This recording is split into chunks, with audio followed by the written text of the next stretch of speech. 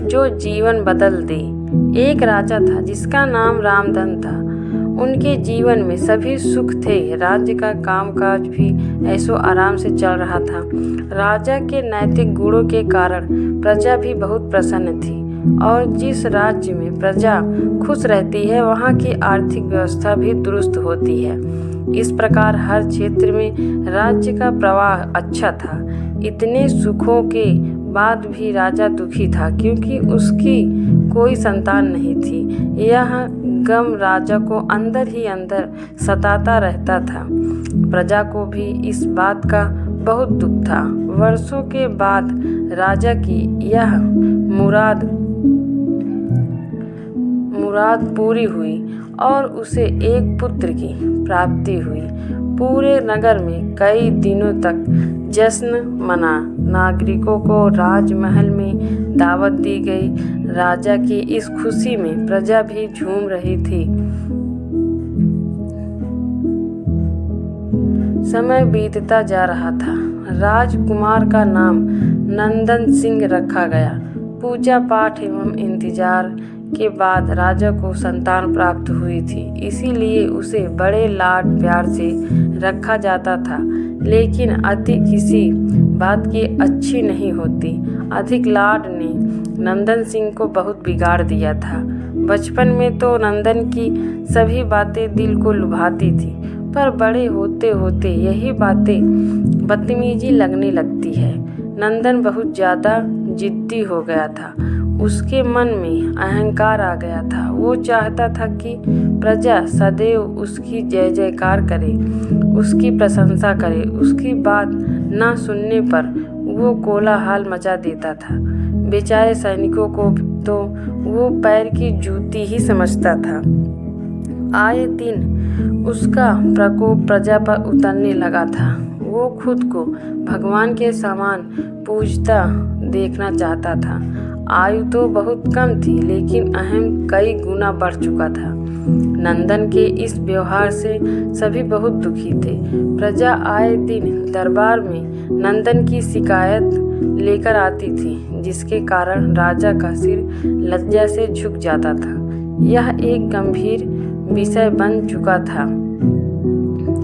एक दिन राजा ने सभी खास दरबारियों एवं मंत्रियों की सभा बुलवाई और उनसे अपने दिल की बात कही कि वह राजकुमार के इस व्यवहार से अत्यंत दुखी हैं। राजकुमार इस राज्य का भविष्य है। अगर उनका व्यवहार यही रहा तो राज्य की खुशहाली चंद दिनों में ही जाती रहेगी। दरबारी राजा को सांत्वना देते हैं और कहते हैं कि आप हिम्मत रखें, वरना प्रजा निसहाय हो जाएगी।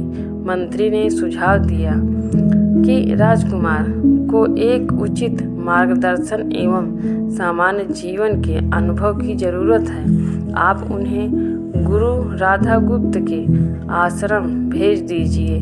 सुना है वहाँ से जानवर भी इंसान बनकर निकलता है। यह बात राजा को पसंद आई और उसने नंदन को गुरु जी के आश्रम भेजा।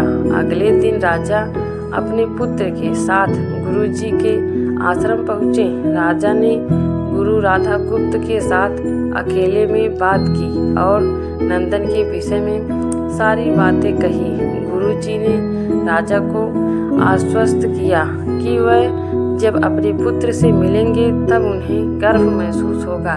गुरु जी के ऐसे शब्द सुनकर राजा को शांति महसूस हुई और वह सहर्ष अपने पुत्र को आश्रम में छोड़कर राजमहल लौट गए। अगले दिन सुबह गुरु के खास चेले द्वारा नंदन को भिक्षा मांगकर खाने को कहा गया, जिसे सुनकर नंदन ने साफ इनकार कर दिया। चेले ने उसे कह दिया कि अगर पेट भरना है तो भिक्षा मांगनी होगी और भिक्षा का समय शाम तक ही है, अन्यथा भूखा रहना पड़ेगा। नंदन ने अपनी अकड़ में चेले की बात नहीं मानी और शाम होते होते उसे भूख लगने लगी, लेकिन उसे खाने को नहीं मिला। दूसरे दिन उसने भिक्षा मांगना शुरू किया।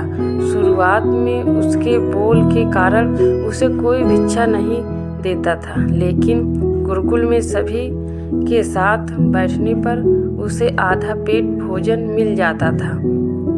धीरे धीरे उसे मीठे बोल का महत्व समझ आने लगा और करीब 1 महीने बाद नंदन को भरपेट भोजन मिला, जिसके बाद उसके व्यवहार में बहुत से परिवर्तन आए। इसी तरह गुरुकुल के सभी नियमों ने राजकुमार में बहुत से परिवर्तन किए, जिसे राधा गुप्त जी भी समझ रहे थे। एक दिन राधा गुप्त जी ने नंदन को अपने साथ सुबह सवेरे सैर पर चलने को कहा। दोनों सैर पर निकल गए। रास्ते भर बहुत बातें की। गुरुजी ने नंदन से कहा कि तुम बहुत बुद्धिमान हो और तुम में बहुत अधिक ऊर्जा है, जिसका तुम्हें सही दिशा में उपयोग करना आना चाहिए। दोनों चलते चलते एक सुंदर बाग में पहुंच गए, जहां बहुत सुंदर सुंदर फूल थे, जिनसे बाग महक रहा था। गुरुजी ने नंदन को बाग से पूजा के लिए गुलाब के फूल तोड़ने को कहा। नंदन झट से सुंदर सुंदर गुलाब तोड़ लाया और अपने गुरु के सामने रख दिए। अब गुरुजी ने उसे नीम के पत्ते तोड़कर लाने को कहा। नंदन वो भी ले आया। अब गुरुजी ने उसे एक गुलाब सूंघने को दिया और कहा, बताओ कैसा लगता है। नंदन ने गुलाब सूंघा और गुलाब की बहुत तारीफ की। फिर गुरुजी उसे नीम के पत्ते चखकर उसके बारे में कहने को कहा।